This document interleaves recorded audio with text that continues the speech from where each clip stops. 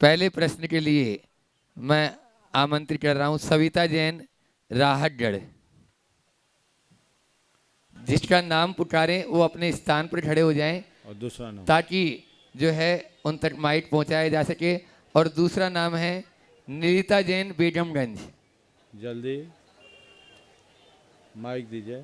Mic वाले भैया mic को पहुंचा दें और उसके बाद में तैयार रहेंगे। पहला नाम हमने बताया है सविता जैन, राहतगढ़, निलिता जैन, बेगमगंज।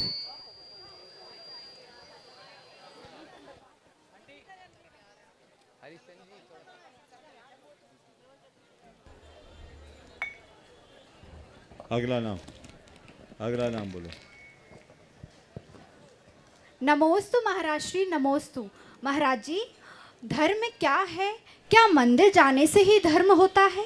प्रायः देखा जाता है कि लोग मंदिर तो प्रतिदिन जाते हैं, लेकिन घर में लड़ाई झगड़ा क्लेश करते हैं, मंदिरों में जाकर बुराई निंदा करते हैं। तो ऐसा धर्म करने से क्या लाभ प्राप्त होता है और हमें किस प्रकार का धर्म करना चाहिए?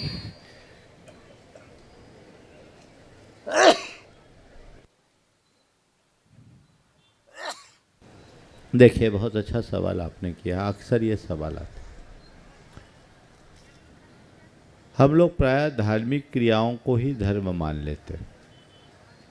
ये बात अलग है कि धर्मी जीव धार्मिक क्रियाएं करता है, पर सदैव एक बात का स्मरण होना चाहिए, धर्म क्रिया नहीं प्रयोग है जीवन के रूपांतरण का।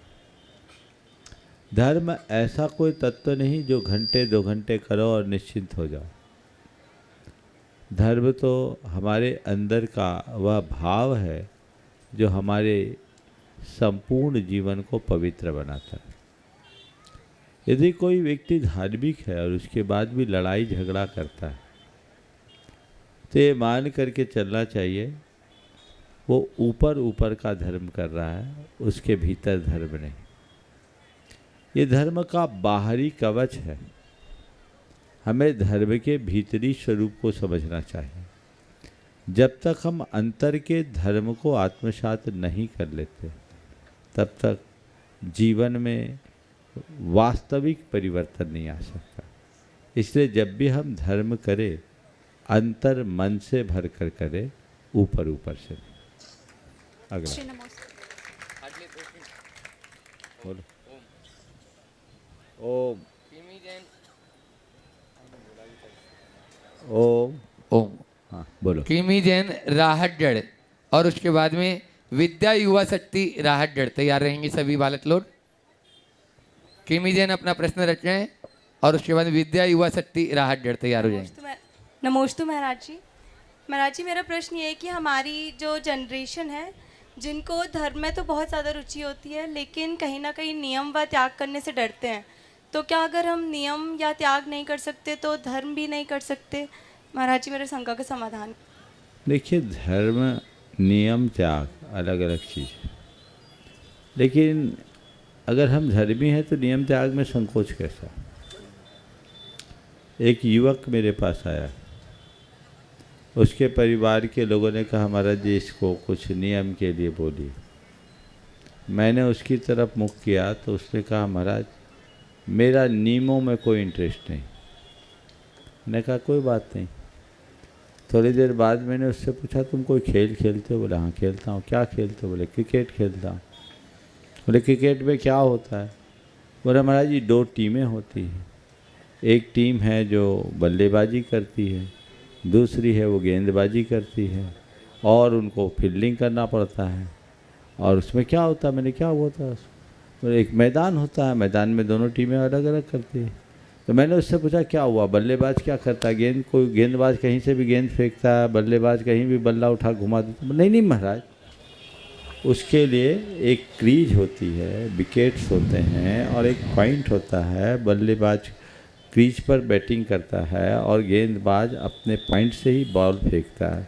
बोले अच्छा। और उसके बाद बोले फील्डर्स को भी अपने अपने पॉइंट पे ही खड़ा होना था, उसकी एक बाउंड्री होती है। हमने कहा अगर ये सब हटा दिया जाए तो? बोले नहीं, ये तो उसका रूल है, ये उसका रूल है। हम बोले ये रूल हटा दिया जाए तो, बोले महाराज जी ये रूल हटा देंगे तो क्रिकेट का कोई मज़ा ही नहीं रहेगा। तो मैंने कहा भैया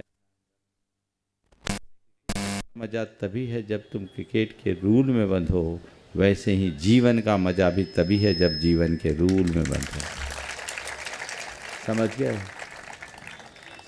सम rules are necessary for the game of life.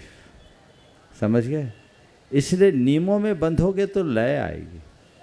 भले हम एक छोटा सा नियम लें, ये इतना कमिटमेंट है, और जो मनुष्य कमिटमेंट का धनी नहीं होता वो कभी सफलीभूत नहीं होता। तो अपन को अपने आप को सफल बनाना है तो कमिटमेंट के धनी बने, सेल्फ कमिटमेंट को पूरा। विद्या युवा शक्ति राहतगढ़, उसके बाद में सचिन जी, सोनू जी, जैन बीना जो ट्रस्टी हैं गुणाईतन के। बोलो बालकों।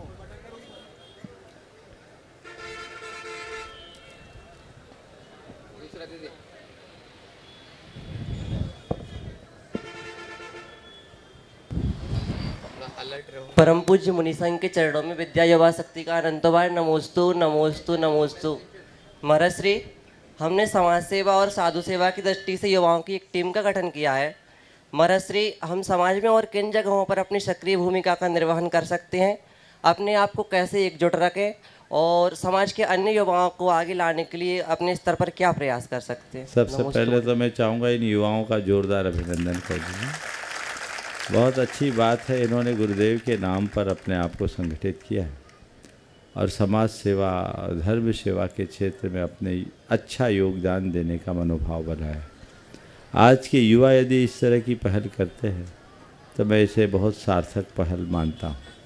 मैं ये कहूँगा सभी धार्मिक कार्यक्रमों में अपनी सहभागिता तो आप लोग देते ही दें, समाज में जागरूकता लाने का उपक्रम करें। आप युवा हैं, दो काम करें।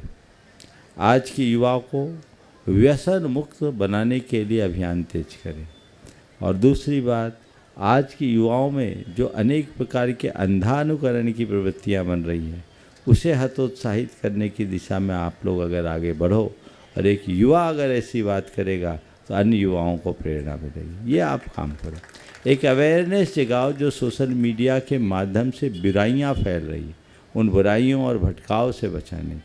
आज युवा जिन मोर्चों पर भटक रहा है उन मोर्चों पर स्थिरता लाने का अभियान अगर आप लोग करते हो तो बहुत अच्छा होगा। बहुत बहुत अच्छा। सचिन, सोनू, जैन बीना ट्रस्टी, उसके बाद में तैयार रहेंगे प्रदीप जी दिवाकर राहतगढ़ जो गुणाईतन के संस्थापक सदस्य हैं। ओम।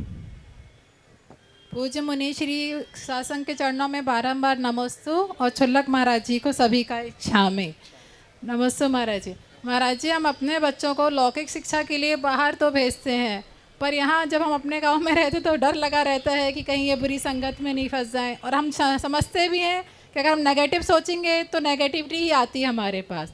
तो उस समय हम कैसे अपने आप को संभालें कि हम सकारात्मक सोचें?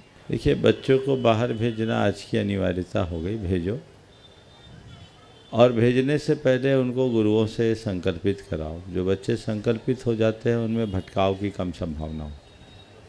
फिर कई पेरेंट्स तो ये होता है कि बच्चों के साथ खुद भी चले जाते हैं, कुछ उनकी व्यवस्थाएं बनाते हैं। हालांकि सबके लिए प्रैक्टिकल नहीं, पर भरोसा होना चाहिए। बच्चों के साथ अपना भावनात्मक जुड़ाव रखें, उनके ऊपर भरोसा रखें, उनसे नियमित बातचीत रखें, और बच्चों के साथ इतना खुलापन रखें कि बच्चे भी आप पर पूरा भरोसा रख सकें और कोई गलती हो तो बेहिचक आपको बता सके। यदि बच्चों के अंदर ये बातें विकसित हो जाए तो बच्चों में भटकाव नहीं हो सकता। नमस्ते महाराज। प्रदीप जी दिवाकर जो ट्रस्टी भी हैं राहतगढ़ के, और उसके बाद में तैयार रहेंगे सौरभ जी जैन बीना, गुणाईतन के ट्रस्टी राहतगढ़ से हैं। हाँ। ओम ओम।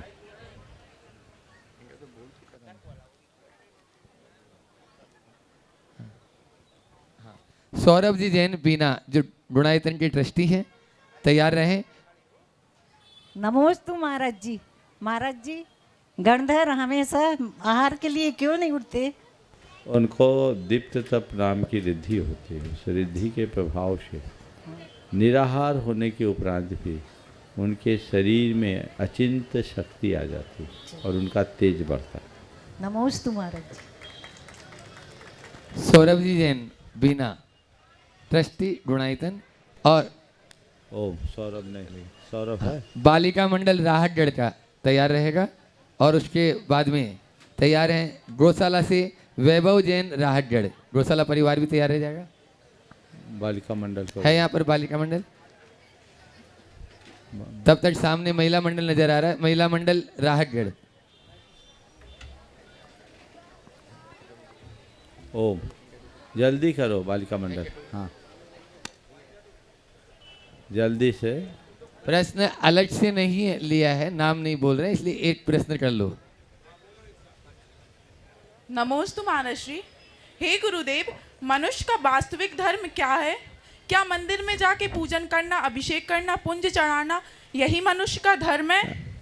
अभी तो इससे मिलता जुलता सवाल आ गया बहन जी, कोई दूसरा पूछ लो।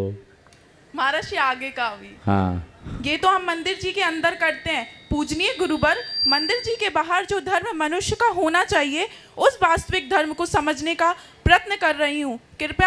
कृपया कर मेरी शंका का समाधान कीजिए। देखिए, मंदिर के भीतर का धर्म बड़ा सरल है, मंदिर के बाहर का धर्म बड़ा कठिन। मंदिर के भीतर का धर्म एक धार्मिक व्यक्ति करता है और मंदिर के बाहर का धर्म एक धर्मात्मा करता है। धार्मिक और धर्मात्मा दोनों में बड़ा अंतर है। धार्मिक वो है जो धर्म की क्रिया करे और धर्मात्मा वह है जो धर्म को आत्मा में बसा ले। धर्म की क्रिया करने वाले धार्मिक का धर्म उसके पूजा स्थलों तक सीमित रहता है, लेकिन धर्म को अपनी आत्मा में बसा लेने वाले धर्मात्मा का धर्म उसके प्रत्येक विचार और व्यवहार में प्रतिबिंबित होता है। तो हम अपने विचारों और व्यवहारों में धर्म को प्रतिष्ठापित करें। जब हम अपने आचार और विचार में पवित्रता लाएंगे तभी सच्चे अर्थों में अपने जीवन में धर्म के उस स्वरूप को प्रतिष्ठापित कर पाएंगे। और बालिका मंडल के बाद में अब जो है गौशाला परिवार, हाँ, वैभव भाई अपना प्रश्न रखें, उसके बाद में महिला मंडल। महर्षि, आज कोई भी व्यक्ति अगर लगा दे तो कोई दुख नहीं होता है, लेकिन अगर कोई अपना रंग बदल ले तो बहुत दुख होता है। महाराज जी, शंका का निवारण करिए कि इन गिरगिटों से कैसे बचा जाए। देखो, रंग लगाने में दुख नहीं, रंग बदल लेने में दुख है। आपने पूछा गिरगिट से कैसे बचा जाए, तो एक बात पहले गिरगिट को पहचान लो, बचने की बात तो अपने आप आ जाएगी। महाराज जी, उसमें भी तो वो रंग बदलते कि अभी आपके तो हैं, फिर वो रंग गिरगिट इतना रंग बदलता, फिर भी गिरगिट को लोग पहचाने लेते हैं, क्योंकि रंग बदलने वालों का भी रंग लोग जानते हैं। बस ये बात ध्यान रखना, समाज गिरगिटों से मुक्त नहीं होगा, इस तरह के लोग तो भरे रहेंगे। अब तुम्हें चाहिए कि तुम अपने अंदर ऐसी पहचान विकसित करो कि कोई कितना भी रंग क्यों ना बदले, तुम्हारा ढंग बना रहे और जीवन में कोई परिवर्तन आए। नमोस्तु महाराज। महिला मंडल राहतगढ़ के बाद में तैयार रहेंगे संतोष जी जैन, संजय जी जैन, राहतगढ़ गुणायतन ट्रस्टी। जन जन के हृदय में उठने वाली शंकाओं की लहरें जब प्रमाण के सागर में मिलती हैं तो स्वतः ही उनका समाधान हो जाता है। ऐसे शंका समाधान पिंडेता मुनि श्री प्रमाण सागर जी के चरणों में आचार्य ज्ञान सागर जी महिला मंडल का कोटि कोटि नमोस्तु नमोस्तु नमोस्तु। मुनि श्री निर्वेक सागर जी, संधान सागर जी के चरणों में नमोस्तु नमोस्तु नमोस्तु। समस्त छुल्लक महाराज जी के चरणों में इच्छामि। महाराज जी, मेरा प्रश्न है, आदि पुत्र भरत चक्रवर्ती के नाम पर देश का नाम भारत पड़ा, लेकिन सब उसे भारत माँ कहते हैं। वैष्णव धर्म के अनुसार शिव जी के सिर से निकली जलधारा को गंगा माँ कहते हैं। रुपया, पैसा, धन, जायदाद, इन सबको लक्ष्मी माँ कहते हैं। महावीर प्रभु के मुख से खिरी हुई वाणी को सब जिनवाणी माँ कहते हैं। हे गुरुवर, इनको पिता, पुत्र या भाई क्यों नहीं कहते? यदि माँ का रूप इतना विस्तृत है, इतना विशाल है, तो माँ एक नारी है, फिर नारी का सम्मान सारी दुनिया में क्यों नहीं होता? बहुत अच्छा सवाल आपने उपस्थित किया है। आपने माँ की बात कही और मैं आपकी इस बात से पूरी तरह सहमत हूँ कि भारत में माँ को सर्वोच्च स्थान दिया गया है। नमोस्तु महाराज जी। आज भी पहले माँ का नाम आता है, बाद में पिता का। माता पिता कहते हैं, पिता माता नहीं कहते। माँ बाप कहते हैं, बाप माँ नहीं कहते। हाँ, बुंदेलखंडी में भले कह देते बाप मतारी लेकिन माँ बाप ही कहा जाता है, माता पिता कहा जाता है, राधा कृष्ण कहा जाता है, सीता राम कहा जाता है। तो ये तो मातृशक्ति को पहले स्थान दिया है। और माँ तो सबसे गौरवपूर्ण विभूति है, इसलिए भारत में माँ को माँ कहा जाता है, क्योंकि वो मान का पहला अक्षर है। माँ को जितना मान दिया वो किसी को नहीं। आपका एक कहना है कि नारी होने के कारण उसे सम्मान नहीं मिलता, मैं इससे कतई सहमत नहीं हूँ। भारत में एक नारी को और एक माँ को जितना सम्मान मिला है संसार में किसी को नहीं मिला, कहीं नहीं मिला। हमारे देश में ये कहा गया है, यत्र नार्यस्तु पूज्यन्ते रमन्ते तत्र देवता। जहाँ नारियाँ पूजी जाती है वहाँ देवता भी रमन करते हैं। ये भारत की बात। और सोचन्ते ही यत्रैता विनस्तासु तत्कुलम। जिस कुल की नारियाँ शोकमग्न होती है वो कुल समूल विनष्ट हो जाता है। ये भारत की उक्ति मुझे समझ में नहीं आता कि फिर आप लोगों में असंतोष क्यों। मुझे एक बात समझ में आती है कि आज की माताएं या आज की नारियां, एक नारी बनने में उनको सुकून नहीं दिखता, वो अपने आप को पुरुष बनाना चाहती है। क्यों? क्या नारी कहीं से कमतर है? नारी के बिना पुरुष का जीवन भी अधूरा है। तो आपको जो प्रकृति सुलभ नारियोचित गुण मिले हैं, नारित्व मिला है, आप उससे मंडित हों और नारित्व के गुण से मंडित होते हुए अपने जीवन को ऊंचा उठाएं, ताकि इस धरातल को रसमय बनाया जा सके। जितने भी गुण हैं ना, वो सब स्त्रीलिंग में हैं, और जितने भी दोष हैं वो प्रायः पुल्लिंग में हैं। गिनाऊं? क्षमा, ममता, दया, करुणा, मैत्री, है ना, आत्मीयता, ये सब क्या है? हाँ, स्त्रीलिंग है। क्रोध, अभिमान, आवेश, द्वेष, ये क्या है? पुल्लिंग में। इसका मतलब गुण इधर भरे हैं, दोष इधर भरे हैं, बस दो गुण इन लोगों में ज़्यादा आ गया है, वो गड़बड़ है। उसका नाम है घृणा और ईर्ष्या। इससे बच जाए तो सबसे आगे बढ़ जाए। नमोस्तु महाराज। समझ गए? इससे बचा लो तो सबसे आगे बढ़ जाओ। चलिए। संतोष जी, संजय जी जैन राहतगढ़ गुणायतन ट्रस्टी, और उसके बाद में तैयार रहेंगे ब्रह्मचारिणी लक्ष्मी दीदी राहतगढ़। 108 प्रमाण सागर जी महाराज की, मुनि संघ की। महाराज जी, हमारी आचार्य श्री द्वारा रचित महाकाव्य मूक माटी में संप्रेषण शब्द आया है। उस संप्रेषण शब्द का अर्थ क्या है? कृपया आप हमारे लिए संप्रेषण एक विधा है। इसका मतलब है अपने भाव तरंगों को एक दूसरे तक पहुंचाने की क्षमता।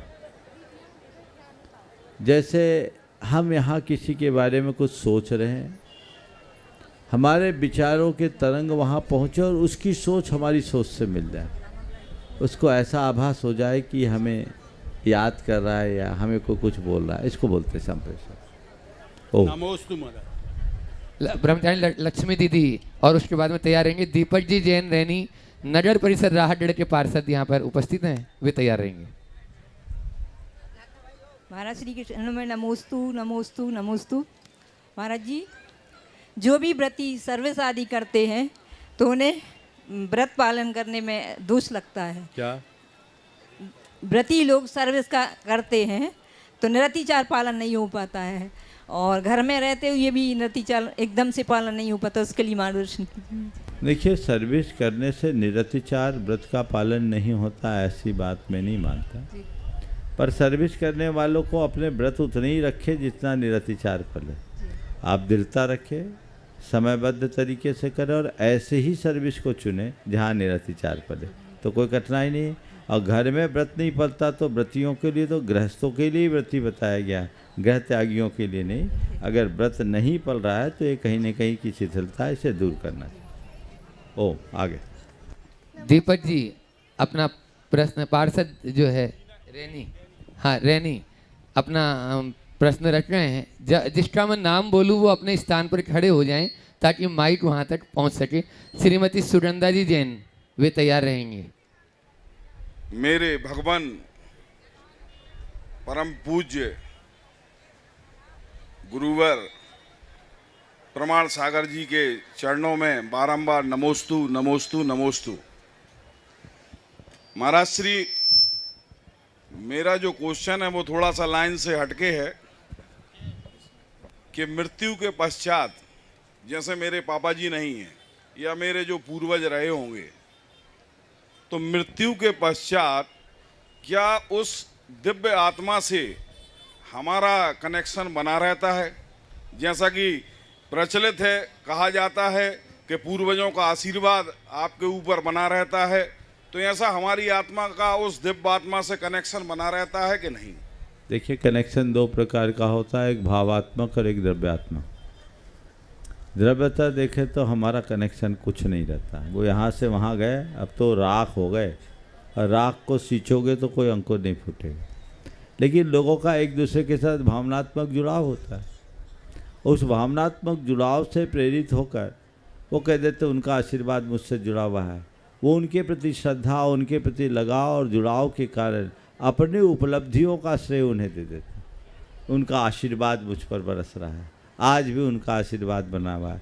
लेकिन ऐसा किसी का किसी पर आशीर्वाद नहीं बरसता, सब अपने अपने में मगन हो जाते हैं। हमारे शास्त्रों में लिखा है, यो यत्र निवसन्नास्ते स तत्र कुरुते रतिम, जो जहाँ रहता है वो वहीं रम जाता है। इसलिए इन बातों पर विचार करने का कोई औचित्य नहीं।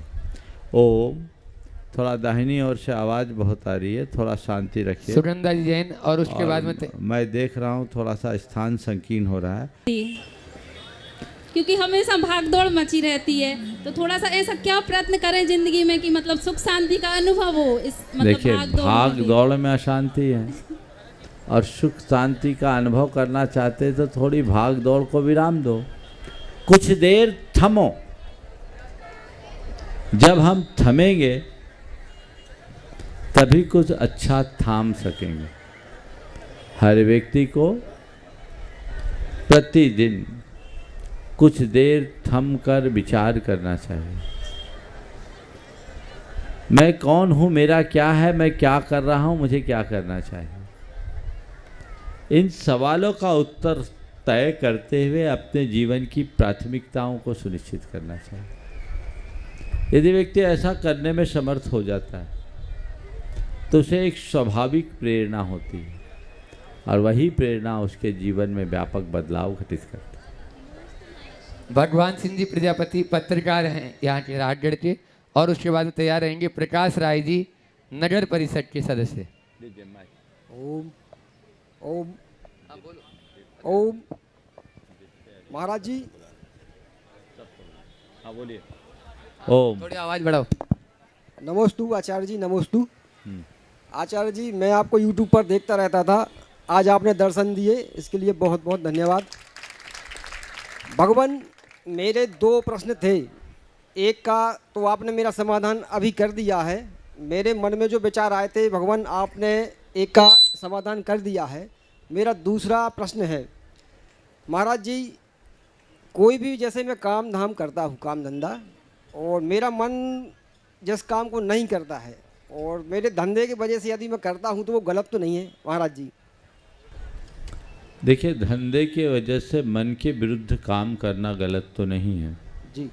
मैं कहूँगा मन के विरुद्ध काम करना गलत नहीं है, पर मानवता के विरुद्ध काम करना सही नहीं।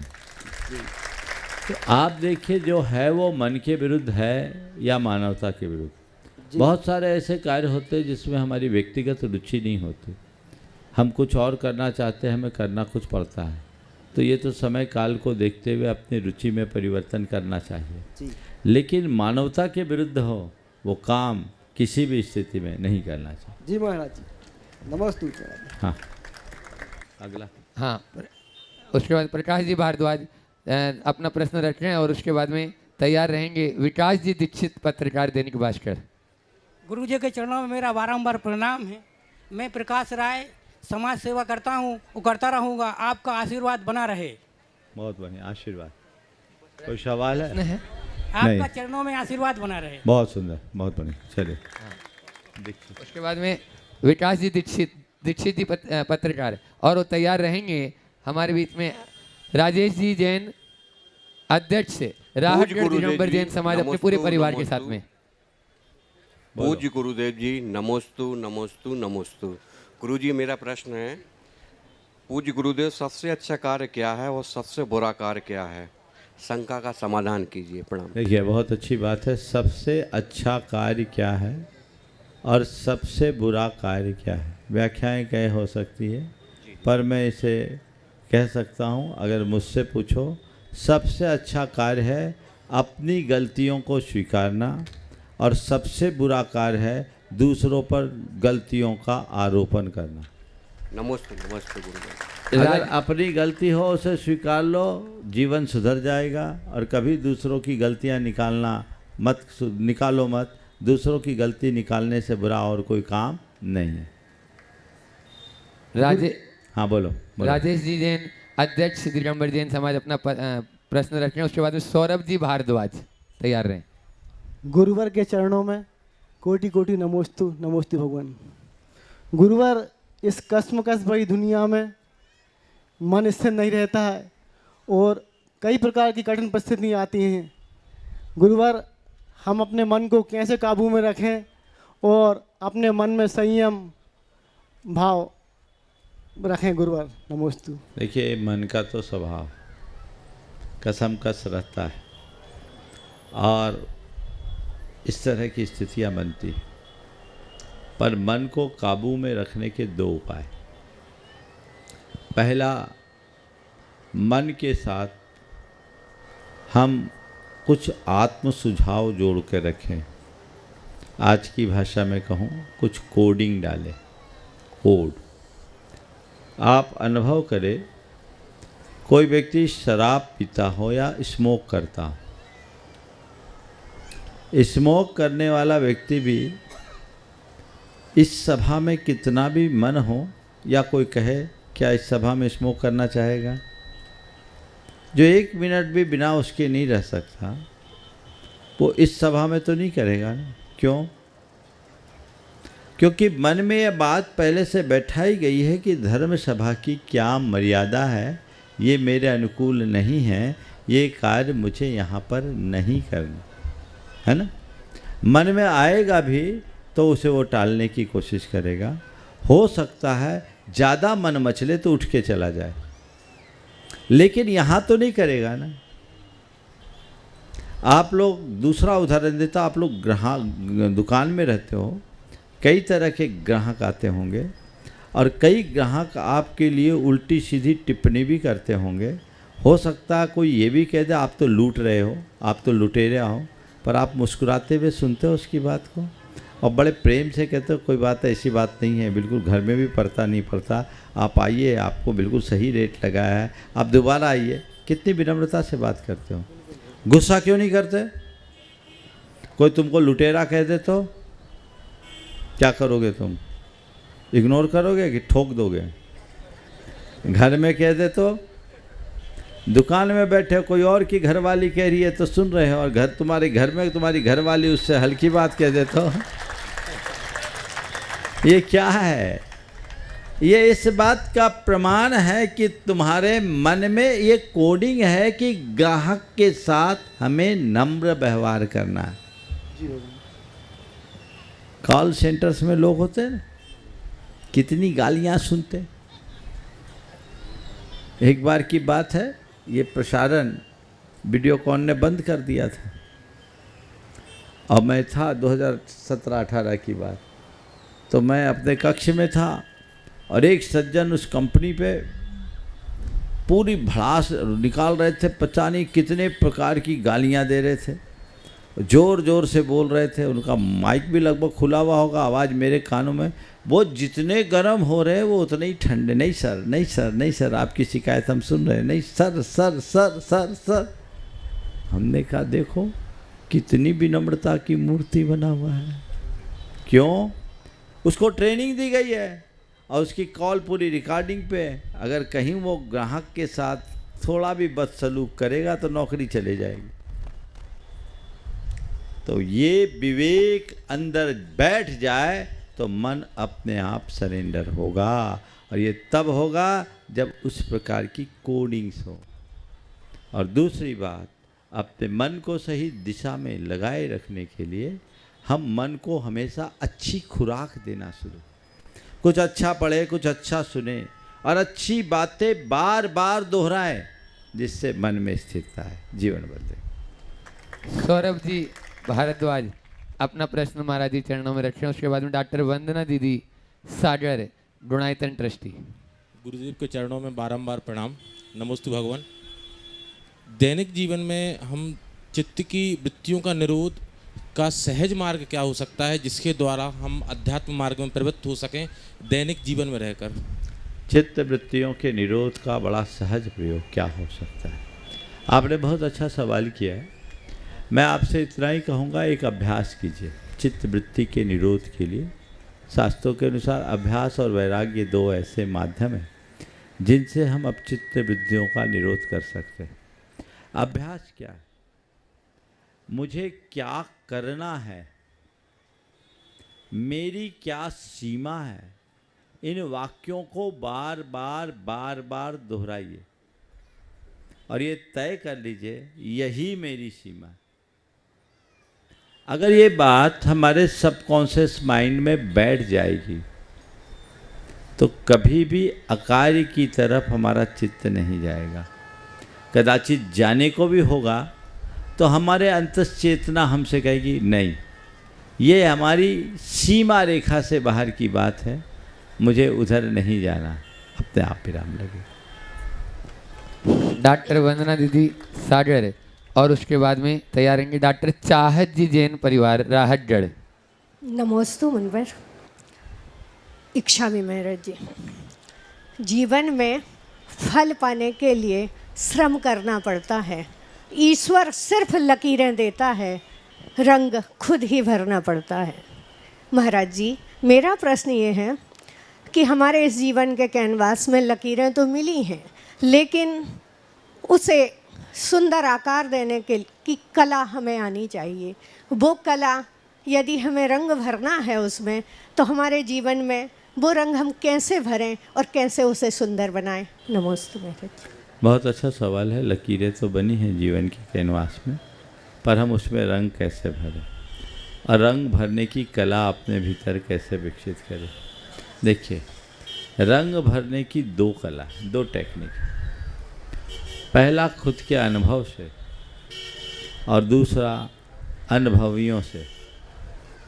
खुद के अनुभव से हम रंग भरना शुरू करें, जो समझ में आए रंग भरें। बस इतना ध्यान रखें कि मेरे इस रंग भरने की क्रिया में एक लय हो, मैं जो करूं वो रंग हो, धब्बा नहीं। हम कोई भी रंग कहीं भी डाल दें, अगर उसमें एक अनुशासन होगा तो निखरेगा और उच्छृंखलता होगी तो बिखरेगा। रंग निखरे विखरे नहीं, ये हमारा प्रयास होना चाहिए और धीरे धीरे वो हमारे अनुभव से विकसित होता है। एक आर्टिस्ट कोई भी रंग को कहीं भी डाल दे वो खिल उठता है, उससे एक चित्र उभरता है। और एक अनाड़ी व्यक्ति को कितना भी अच्छा रंग दिया जाए वो कर दे तो विद्रूप दिखने लगता है। तो खुद के अनुभव से जीवन में रंग भरने की कला विकसित की जा सकती है, और ये प्रारंभिक दौर में संभव नहीं है, तो अनुभवियों के संसर्ग में रहने से हमें समझ में आता है कहाँ कैसा रंग भरना चाहिए, और वो अनुभवियों के संपर्क में रहने वाला अपने जीवन को बदल रहा है। नमस्ते। डॉक्टर चाहत जी जैन राहतगढ़, परिवार के साथ में, और उसके बाद में तैयार रहेंगे श्रीमती आशा जैन, पाठशाला संचालिका छिंदवाड़ा वाले सपरिवार सागर। गुरुवर के चरणों में बारंबार नमोस्तु नमोस्तु नमोस्तु, एंड क्षुल्लक जी के चरणों में बारंबार इच्छामि इच्छामि। गुरुवर मेरा प्रश्न है, जैन धर्म अनादिकाल से चला आ रहा है, अतः अनादिकाल तक चलता रहेगा, परंतु काल के प्रभाव से जैन धर्म आज अल्पसंख्यक बनकर रह गया है।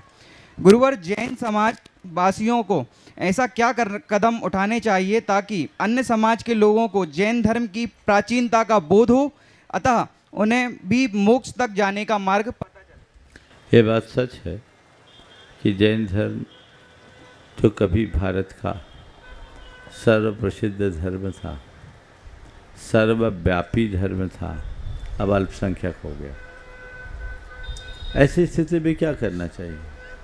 ऐसी स्थिति में मेरी राय में एक ही काम करना चाहिए कि हमें आम लोगों तक जैन धर्म की महिमा का प्रसार करना चाहिए और लोगों को ये बात बताने की कोशिश करनी चाहिए कि जैन धर्म एक ऐसा धर्म है जो जीवन को सहज, शांत और संतुलित बनाने का मार्ग बताता है, जीवन को आनंद के रस से भरने का मार्ग बताता है, जिसे आत्मसात करके हम अपने जीवन का पूर्ण मज़ा ले सकते हैं।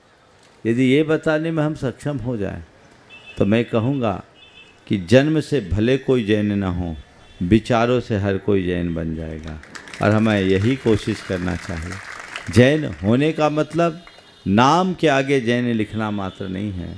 जैन होने का मतलब व्यक्ति के आचरण में अहिंसा की प्रतिष्ठा होनी है, और जिसके आचरण में अहिंसा प्रतिष्ठापित हो गई, समझ लो वो जैन है। और हमें ऐसे ही व्यापक अभियान को बढ़ाना चाहिए, और जिस दिन विश्व में अहिंसा की प्रतिष्ठा होगी, सारा दुख द्वंद्व दूर हो जाएगा। श्रीमती आशा जैन, छिंदवाड़ा वाले सागर, और उसके बाद में तैयार रहेंगी आयुष जी जैन, सपरिवार जयपुर। पूज्य मुनित्रय के चरणों में कोटि कोटि नमन, कोटि कोटि नमन, कोटि कोटि नमन। हे गुरुवर, कोरोना काल के पहले हम पाठशाला शिक्षिकाएं लगभग 300 बच्चों को एक साथ संभालते थे और उन्हें संस्कारित करते थे। लेकिन कोरोना काल के बाद जो सेकंड बैच हमारा बच्चों का आया, लगभग 150 बच्चे पढ़ रहे हैं। उन्हें पढ़ाना, उन्हें संभालना बहुत कठिन हो रहा है। क्या कारण है? की बात कर रहे हैं कि सागर पाठशाला। अच्छा। पूज्य गुरुवर, वहाँ हम लोगों का क्वेश्चन रह गया था क्योंकि बारिश का व्यवधान हो गया। हाँ। आज दोबारा मौका मिला है, बहुत बहुत। और मुनीश्री, दूसरा प्रश्न भी है क्योंकि वहाँ बच्चों की माताएं भी आती हैं, बच्चों को जो धर्म नर्सरी में लेके आती हैं, उनकी भी एक क्लास हम लोग अलग से लेते हैं। उन माताओं का क्वेश्चन था कि ये देखा गया कि हम जाप माला सब करते हैं, भक्तांबर जी पाठ करते हैं, लेकिन फिर भी देखा गया है कि व्यंतर आदि की व्याधाएं बहुत आ रही हैं। तो उसके निराकरण के लिए क्या करें कि हमें यहाँ वहाँ ना भटकना पड़े? देखिए, पहले दो ही हो जाने दीजिए, बहुत लोग हैं। जी गुरुवर। आपके दोनों सब प्रश्न बड़े मौलिक हैं। आपका पहला सवाल कि 300 से 150 हो गए बच्चे और उन बच्चों को संभालना बड़ा कठिन होने लगा है, तो इस संदर्भ में तो ये कहूँगा कि आज के समय में बच्चों को अगर आप पढ़ाना चाहते हैं तो थोड़ा सा बच्चों के तकनीक से पढ़ाने की कोशिश कीजिए। आज बच्चे बड़े हाईटेक हो गए। कोरोना काल के कारण उनके पास स्क्रीन बहुत उपलब्ध हो गया, वो टेक्नोलॉजी से ज़्यादा जुड़ गए। तो अब बच्चों को टेक्नोलॉजी की भाषा ज़्यादा समझ में आती है। तो हमें चाहिए कि हम बच्चों को टेक्नोलॉजी के साथ ज्ञान देने की कोशिश करें। यदि ऐसा होगा तो उनका रुझान बदलेगा। फिर उनमें थोड़ी सी अवेयरनेस लाएं, पढ़ाई के साथ कुछ एक्टिविटीज़ जोड़ें ताकि बच्चों का इंटरेस्ट क्रिएट हो, तो बदलाव होगा। और ऐसा करके आप धीरे धीरे बदलाव ला सकते हैं। और इसमें दूसरा उपाय ये करें कि बच्चे कम हो गए तो बच्चों के अभिभावकों तक आप जाइए, उनसे संपर्क कीजिए और उन्हें प्रेरित कीजिए। ग्रुप बना करके आप अपने बच्चों को भेजिए। इसके लिए अगर निरंतर जाएंगे 2, 4, 6, 8 बार, तो लोगों में बदलाव आएगा और लोग आपसे जुड़ेंगे। दूसरा जो आपका सवाल है कि तमाम प्रकार के पाठ जाप करने के बाद भी व्यंतर बाधाएं बहुत होने लगी हैं, इसके लिए हम क्या करें? मेरा अनुभव बताता है कि जिसको आप लोग व्यंतर या भूत की बाधा बताते हैं, वो कोई भूत मूत की बाधा नहीं होती, ये सब मन की दुर्बलता होती है। मन का भूत ही सबसे बड़ा भूत दिखता है। आज के इस एडवांस टेक्नोलॉजी के दौर में भी जब लोग छोटी छोटी बातों को ऊपरी बाधाओं से जोड़ देते हैं, मुझे समझ में नहीं आता।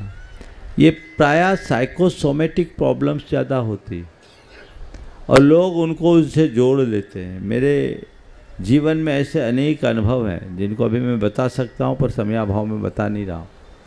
उन अनुभवों से मैं कह सकता हूँ कि ये सब चीज़ें मन की ज़्यादा होती है। इसलिए भूत व्यंतर, भूत प्रेत, जिंद इंद के चक्कर में मत पड़ो। तत्व ज्ञान का सहारा लो और जहाँ ज़रूरत हो वहाँ मेडिकल एड लो। एक उदाहरण मैं बता देता हूँ। मैं एक स्थान पर था, एक युवक मेरे पास अक्सर आता था। कुछ दिन से वो परेशान था। पूछा तो बोला, महाराज क्या बताऊँ, आजकल आ नहीं पाता क्योंकि रात भर सो नहीं पाता। बोले क्या हुआ?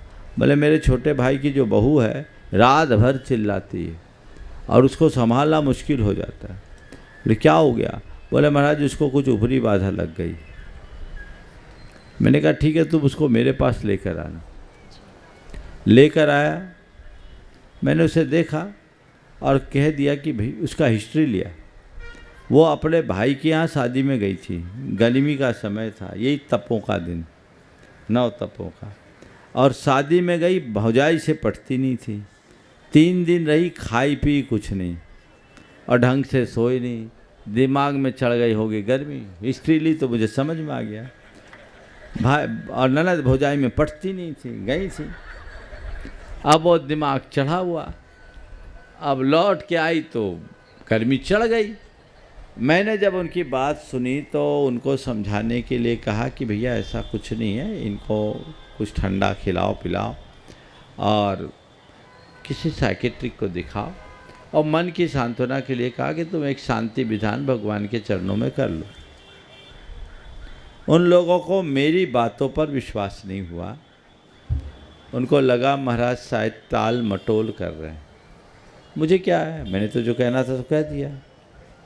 जो युवक मुझसे जुड़ा था उसने कहा महाराज घर में कोई सुन नहीं रहा है। तो हमने कहा देख ये सब है अंधविश्वासी, इनको ज्ञान देना होगा और तुमको एक ड्रामा करना होगा जैसा मैं बोलूँ। बोले बोलिए। मैंने उसको बता दिया। अब रात के 12 बजे वो भी उसी तरह चिल्लाना शुरू कर दिया। वो जब चिल्लाया तो घर के लोगों ने सोचा इसको भी कोई लग गया। दूसरे दिन उसी गुनिया के पास उसको भी ले गए। अब वो गुनिया जब चमेटा लेकर उसको झाड़ना चाहा तो वो पट्ठा पूरा हट्टा कट्टा था। जब चमेटा लेके झाड़ना चाहा तो उसने उसका चमेटा खींचा और घुमा के दिया। बोले मुझे कोई भूत प्रेत नहीं लगा, तुम्हें ढकोसला छोड़ो। और तब घर भर के लोगों को लगा, बोला मैं तो नाटक कर रहा था। फिर उसका इलाज हुआ, वो महिला ठीक हो गई। तो मैं आप सबसे ये कहता हूँ कि इस तरह के किसी भी प्रकरण को आप सीधे ऊपरी बाधा से मत जोड़िए। ऐसे ऐसे लक्षण दिखते हैं जो आपको लगेगा जरूर कुछ है, पर ये सब मनोविकृतियाँ हैं। आप उसकी सही चिकित्सा कीजिए, उस व्यक्ति को सही मोटिवेशन दीजिए, उनके मनोबल को जगाइए। मेरी राय में मन का भूत ही सबसे बड़ा भूत है, उससे बचिए। बंधुओं, हमारे संघ में जो हमेशा आत्म तत्व है, सार, उसकी ओर दृष्टि रखते हैं, ऐसे सारांश भैया की गृहस्थ अवस्था यहाँ जो है भैया जी आयुष भाई जयपुर से सपत्नी के यहाँ पर हैं। वे अपना प्रश्न पूज्य महाराज श्री श्री चरणों में रख रहे हैं और उसके बाद में वीरू ठाकुर जी नई दुनिया पत्रकार तैयार रहेंगे। गुरुवर के चरणों में कोटि कोटि नमोस्तु नमोस्तु नमोस्तु। गुरुवर, आज के समय में जहाँ पे कर्म बंद और निर्जरा का हर जगह उल्लेख है, आज टेक्नोलॉजी में जहाँ पे हम लोगों को पूरे टाइम सिर्फ स्क्रीन और फ़ोन में ही जाता है। क्या हम कर्म निर्जरा और बंध से किसी तरह से बच सकते हैं? आज के युग के हिसाब से आप थोड़ा। बिल्कुल बच सकते हैं अगर उन चीज़ों से प्रभावित रहें तो। चीज़ें कुछ भी हो, उनको केवल जानो, देखो, उलझो मत, बच जाओगे। उलझने से बस बंद होता है, बाकी सहज भाव से जानने देखने में कोई बंद नहीं। गुरुवर, जब पूरे टाइम हमारा ध्यान उसी में ही रहता है तो किस तरीके से हम उसको अपना जॉब है तो उसे जॉब तक सीमित रखो, जॉब खत्म होते ही अपनी तरफ देखना शुरू करो। नमोस्तु गुरुवर, नमोस्तु। हाँ, वीरू जी ठाकुर, नई दुनिया, पत्रकार। इसके बाद पहले महाराज श्री का सवाल हाँ, होगा। फिर और बाद में उसके बाद पहले महाराज श्री जी का। वीरू ठाकुर जी बोलिए, आप बोलिए। परम पूज्य मुनि श्री 108 प्रमाण सागर जी महाराज के चरणों में सत सत नमोस्तु नमोस्तु नमोस्तु। बोलो बोलो। मेरा शंका का समाधान ये है आज से कि दुनिया का सबसे बड़ा पुण्य का काम क्या है? दुनिया का सबसे बड़ा पुण्य का काम क्या है? किसी दुखिया के दुख को मिटा देना। भागवत में लिखा है, सर्वे वेदान तत्कुर्युः सर्वे यज्ञाश्च भारत सर्वे तीर्थाभिषेकाश्च यत् कुरुते प्राणिनाम दया। सारे वेद का अध्ययन जो न करे, सारे यज्ञ का जो फल न मिले और सारे तीर्थाभिषेक का जो लाभ न मिले, उससे बड़ा प्राणियों की दया का फल है। समझ गए? तो हम उस दया को आत्मसात करें, इसी में हमारे जीवन का उद्धार। दोनों हाथ जोड़ लें, पूज्य महाराज श्री जी के श्री चरणों में नमोस्तु करते हुए। महाराज जी आप भी शंका के माध्यम से समाधान की गंगा में हमें अवॉर्ड। मुनि श्री को नमोस्तु करते हुए, प्रारंभिक दिनों में जब बच्चे बार बार खाते थे तो माता पिता कहते थे पशुओं जैसा चर रहा है, बार बार खाना उचित नहीं है, एक बार दो बार अच्छे से बैठ कर के खा लो पी लो। लेकिन अब परिस्थिति ऐसी बदल रही है कि डॉक्टर से भी कहते दिन में बार बार लेते रहना चाहिए। और पाउच है, तंबाकू है, ये तो अभी भी सभा में भी कुछ लोग बैठे बहुत देर से मुँह चला रहे हैं।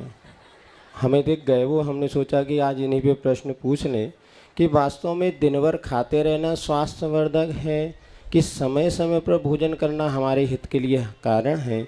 आज जैन साधु 24 घंटे में एक बार भोजन पानी रह कर के भी इस तरह से चर्या का निर्वाह कर सकते हैं, किंतु आज डॉक्टरों की भी सलाह और परिस्थिति में जो परिवर्तन आ रहा है, इसके पीछे आपका संदेश मिले जिससे व्यक्ति स्वास्थ्य लाभ के साथ साथ धर्म ध्यान भी कर सके। नमोस्तु। पहली बात, भोजन करना अच्छी बात है और मनुष्य के लिए भोजन है। चरना तो पशुओं के द्वारा होता है।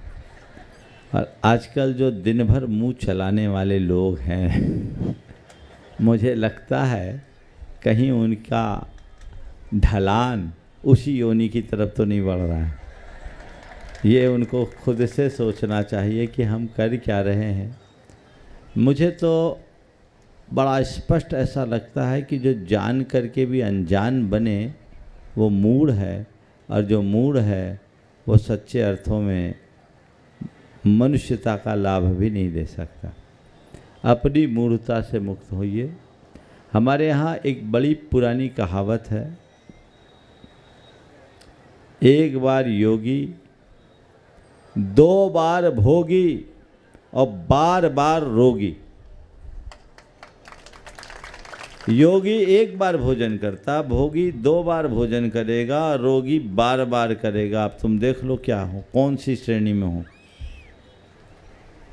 अपने आप अपने खान पान में बदलाव लाना चाहिए। हेल्थ कॉन्शियस डेवलप होनी चाहिए। आजकल तरह तरह की जो बीमारियां हैं वो बिगड़ी हुई लाइफ स्टाइल के कारण है। युक्ताहार विहार हमारे यहाँ एक बहुत बड़ा शब्द है। अपने आहार विहार पर जब तक हम नियंत्रण नहीं लाते, जीवन में व्यापक बदलाव नहीं आ सकता। इसलिए महाराज श्री ने आप लोगों के लिए जो बात यहाँ उठाई है उस पर गंभीरता से विचार करना चाहिए। अपनी आदतों और प्रवृत्तियों में अंकुश लाना चाहिए, जिससे जीवन में रसमयता आ सके। ओम बोलो। ब्रह्मचारिणी नैन्सी जैन राहतगढ़ और उसके बाद में बेगमगंज दिगंबर जैन समाज से आज बहुत सारे लोग और महिला मंडल यहाँ पर उपस्थित है। महिला मंडल की तरफ से हाँ, गुरुदेव के चरणों में बारंबार नमोस्तु नमोस्तु नमोस्तु। महाराज श्री, मेरा प्रश्न है, एक व्रती बहन के जब बारंबार नमोस्तु हाँ महाराज बोलो श्री। जल्दी से सवाल एक बोलो। व्रती बहन की जब प्रतिमा लेने के बाद 5वां गुणस्थान होता है, उसी प्रकार आरिका माता जी का भी 5वां गुणस्थान होता है, परंतु जब गुणस्थान एक समान होते हैं तो कर्मों की निर्जरा एक समान क्यों नहीं होती? कृपया समाधान देखिए, कीजिए। गुणस्थान एक होना अलग बात है और क्रियाएं एक होना अलग बात है। यहाँ अंदर की लब्धियाँ क्या होती वो अलग चीज़ होती, समझ गए? तो गुणस्थान में भी लब्धियाँ अलग अलग होती हैं, तो अलग अलग लब्धियों के अनुसार चलना चाहिए। चलिए आगे। इस नगर के नगर गौरव हमारे भैया जी धीरज भैया राहतगढ़, जोरदार ताली बजा दें, जो पूरी दुनिया में नाम करते हैं। ऐसे धीरज भैया अपना प्रश्न पूछे हमारे सीधे, और उसके बाद में शुभांशु जी नेमा राहतगढ़ तैयार रहेंगे। हेलो, जय बोले परम पूज्य, सीधे बोलो, सीधे। पूज्य मुनिवर श्री प्रमाण सागर जी महाराज जी की पूज्य श्री के चरणों में जैन और जैनेतर बंधु यहाँ पर सब खड़े हैं, बैठे हैं। मैं आपसे निवेदन करता हूँ कि आप ऐसा कुछ 4 शब्द इन लोगों को ऐसा बता दें, इन 4 शब्द से इनके जीवन की 4 पहिए व्यवस्थित चल जाए। देखिए, 4 शब्द आपने बोला है तो मैं इतना ही कहूँगा, 4 बातें आज आप सब ले जाएं कि हम सही सोचें, सुंदर सोचें, सही देखें, सुंदर देखें, सही बोलें, सुंदर बोलें, और सही करें, सुंदर करें। फिर से दोहरा रहा हूँ, सही सोचें, सुंदर सोचें, सही देखें, सुंदर देखें, सही बोलें, सुंदर बोलें, और सही करें, सुंदर करें। ये अपने जीवन का मंत्र बना लीजिए, जीवन धन्य होगा। नेमा जी जल्दी। शुभांशु जी नेमा। गुरुवर के चरणों में बारंबार नमोस्तु। भगवान ओम का उच्चारण किस जगह और कितने समय पर करना चाहिए? क्या इसके लिए जगह दिन या रात देखना चाहिए या नहीं? देखिए, ओंकार का स्मरण आप कहीं पर भी कर सकते हैं। ये एक अजपा जप है, ये प्रणवनाद है, इसे किसी भी स्थिति में कर सकते हैं। ओंकार के नाद का जो स्थान है नाभि से प्रारंभ होता है, अ करके हृदय तक आते हुए उ, कंठ तक आते हुए ओ, और मस्तक तक आते हुए म करके ओम का अगर उच्चारण आप करें तो इसका बहुत अच्छा फल आप सबको प्राप्त होगा। आज राहतगढ़ वालों का बहुत अच्छा सौभाग्य है, आज आप लोगों को ये सुयोग मिला। मन तो आप लोगों का बिल्कुल नहीं भरा होगा, लेकिन हमारे पास इसके अलावा और कोई गुंजाइश नहीं है। कार्यक्रम चूँकि आगे का है और गर्मी बहुत प्रचंड है, तो हम लोगों को अब यहाँ से विदिशा की ओर जाना है। कल का शंका समाधान और कल का पूरा दिन भर का कार्यक्रम एरन में होगा। कल एरन ही है ना, एरन में होगा, और वहाँ अब उसको भी राहतगढ़ आप लोग मानकर थोड़ी राहत की सांस ले सकते हैं। शंका समाधान भी वहीं इसी टाइम पे होगा कल। भावना योग की भावना आपने रखी है, लेकिन अभी उसकी एक काम कर सकते हैं। अगर आप लोग बहुत जल्दी आओ तो मंदिर जी में 4 बजे आ पाओगे? चलो तो 4 बजे आओ तो हम भावना योग करा के जाएंगे मंदिर जी में, कर लेंगे, कोई दिक्कत नहीं हो। तो सुबह 4 बजे से आपका भावना योग का कार्यक्रम होगा, और उसके बाद हम लोग यहाँ से 5:10 पर प्रस्थान करेंगे। एक सवाल करा दीजिए। धर्मेंद्र जी रजत राहतगढ़ के हैं। हाँ करा दो। तीनों मोहित और गैरतगंज वालों के लिए और बेगमगंज वालों के लिए आप लोग बैठे बैठे ही जोरदार ताली से उनका सम्मान कर दें।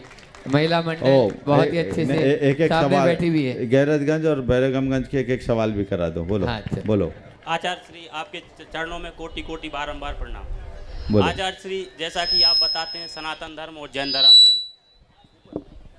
जैन धर्म और सनातन धर्म में अहिंसा के मार्ग को दिखलाते हैं, परंतु आचार्य श्री कुछ विधर्मियों द्वारा गाय माता को काटा जाता है और हमारी बहनों के छोटे टुकड़े करके पेटियों में दिया जाता है। क्या हम अहिंसा का पालन करें या हम अपने धर्म को बचाने के लिए अहिंसक मार्ग पर जाएं? आचार्य श्री समस्या का निवारण करें। देखिए, अहिंसा हमारा धर्म है, अहिंसा का हमें अनुपालन करना चाहिए, और यदि इसके बाद कोई हिंसा का मार्ग अपनाता है तो उन्हें हमें समझाना चाहिए, और समझाने के बाद भी नहीं मानता तो हमें कानून का आश्रय लेना चाहिए। हम अपने हाथ से हिंसा न करें, कानून के संरक्षण में हम उन्हें समझाने की कोशिश करें। पहले आत्मीयता के साथ समझाएं, और जो उसे न समझे उन्हें कानून की भाषा में समझे। कोटि कोटि प्रणाम। हाँ, तीनों त्रय मुनि राजों के चरणान्वयन में त्रय योग मन वचन काय से बारंबार नमोस्तु। छुल्लक जी के चरणान्वयन में क्षामी। जिनको अपना माना उनसे ही दुख पाया, फिर भी क्यों राग किया यह समझ नहीं आया। बंधो बंध मूलम, आचार्य भगवंतों ने बंध का मूल कारण बंधु कहा है, फिर भी स्वाध्याय के बाद जिस अनुपात में अपने राग परिणामों में कमी आनी चाहिए उस अनुपात में नहीं आए, कृपया मार्गदर्शन करें। साथ ही 25-27 साल पहले मुनि महाराज राहतगढ़ में आए थे, उस समय जिस समय आप आए थे उस समय जो अवस्था आज हमारे बालक की है उसके समतुल्य हमारी थी, और जो हमारी है वो अवस्था हमारे पिताजी की थी। हम तीन में ये अंतर है, लेकिन भगवान कहना आपसे ये है कि आप जैसे थे यंग आज भी वैसे ही हैं। तो इस सेहत का राज क्या है? क्या विश्व की सबसे सुंदर जिन मुद्रा यथाजात मुद्रा निर्दोष चर्या का पालन ही इस खूबसूरती का राज है। कृपया शंका का समाधान कीजिए। नमोस्तु भगवान, नमोस्तु नमोस्तु। देखिए, बहुत अच्छा सवाल आपने किया है। खड़े हो जाओ, एक बार इनके सवाल के लिए जोरदार करते हैं। सबसे बड़ी प्रसन्नता तो यह है कि तुम जैसे युवा आज स्वाध्याय से जुड़े हो और औरों को जोड़ रहे हो। मैं देश भर के अन्य युवाओं को भी कहूँगा कि राहतगढ़ के इन युवाओं से कुछ प्रेरणा प्राप्त करें और आगे बढ़े, और उसमें तीनों की सबसे सक्रिय भूमिका है। मुझे बेहद प्रसन्नता है इसे देखकर। आपने जो सवाल किया कि सब कुछ जानने के बाद भी हमारा राग भाव कम क्यों नहीं होता, ऐसा इसलिए नहीं होता क्योंकि हम ज़्यादातर रागियों के संसर्ग में रहते हैं, और जिनके बीच रहते हैं वैसा हमारा जीवन बन जाता है। अपनी मनोवृत्ति को अगर हम बदलें तो अपने राग भाव को कम किया जा सकता है, और द्रव्य क्षेत्र काल का प्रभाव पड़ता है, इसलिए हमें संसर्ग बदलने की कोशिश करनी चाहिए। आपने जो दूसरा सवाल किया कि आप में कोई परिवर्तन क्यों नहीं दिखता, हम लोगों में परिवर्तन दिखता है, तो मैं इसलिए कहता हूँ भैया तुम रोज़ ड्रेस बदलते हो इसलिए परिवर्तन है, हमारी कोई ड्रेस ही नहीं तो परिवर्तन कहाँ है? तुम्हारा ड्रेस है, तुम्हारा ए ड्रेस है, न हमारी ड्रेस है न ए ड्रेस है, परिवर्तन की कोई गुंजाइश ही नहीं है। समझ गए ये? और एक बात और, तुम बाहर के परिवर्तन को देखते हो, हम भीतर के परिवर्तन को पकड़ते हैं।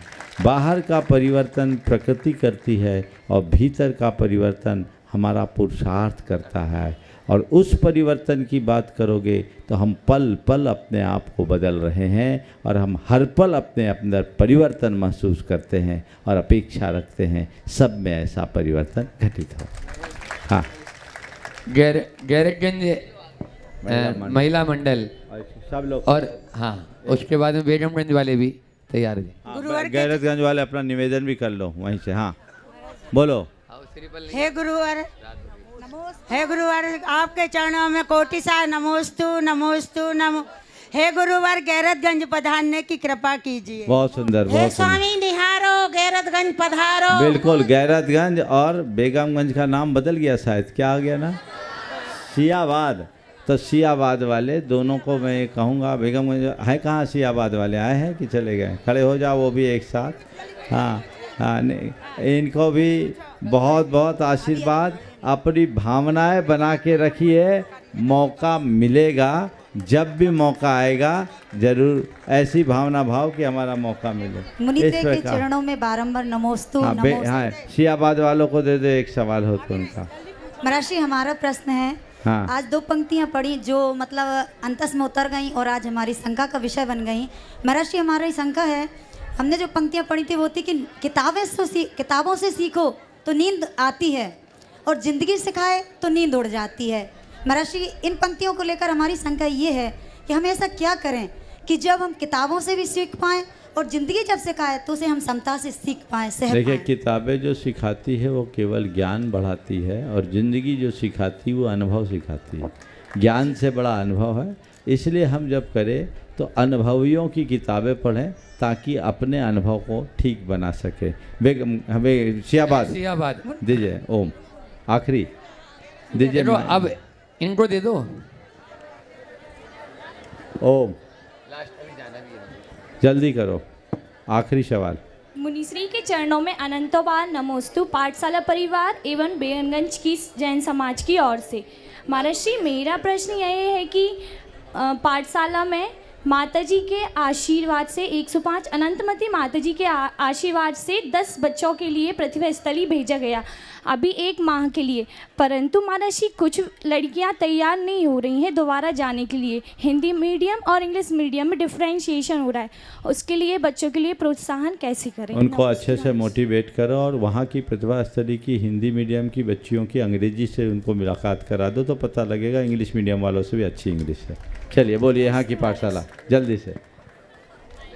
हाँ, राहतगढ़ की पाठशाला है ना। हाँ बोलो बोलो बोलो। परम पूज्य 108 प्रमाण सागर महाराज जी की चरणों में हम पाठशाला परिवार की ओर से बारंबार नमोस्तु नमोस्तु नमो। बोलो जल्दी। महाराज श्री, हमारा भी ये प्रश्न है कि जो पाठशाला 2005 में श्री प्रशांत सागर जी और निर्वेश सागर जी महाराज जी की सानिध्य में जो खुली थी, तो उस टाइम पे हम लोग 14 लोग पढ़ाने वाले और 350-400 बच्चे आते थे महाराज श्री उस टाइम पे पढ़ने। और जो युवक मंडल जो आप देख रहे हैं ये पाठशाला की देन है महाराज श्री। पाठशाला में हम लोगों ने पढ़ाया तो आज वो है ना पूजन और अभिषेक का भी नियम है उनका। तो वो बहुत सुंदर। आप पाठशाला को फिर से रेनोवेट कीजिए, आगे चलाइए, महाराज से मार्गदर्शन लीजिए। बोलो अहिंसा परमो धर्म की जय। चलो।